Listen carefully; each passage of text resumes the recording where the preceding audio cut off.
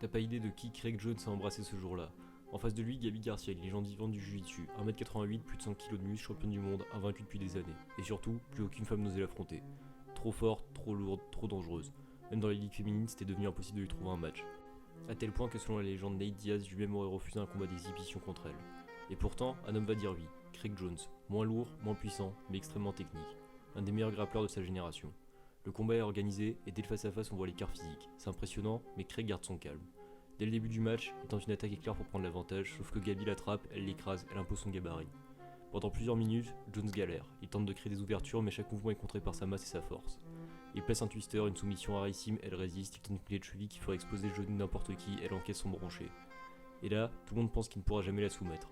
Mais Jones garde la tête froide, il reconstruit, il reprend le dos et cette fois il place un étranglement arrière parfait, bras sous le menton, crochet bien fixé. Gabi résiste encore mais finit par taper.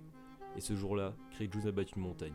Pas avec la force, pas avec la taille, mais avec la technique, la patience et une maîtrise totale du combat. Parce que t'as pas idée de ce que ça demande de faire taper une légende invaincue 2 fois plus lourde que toi.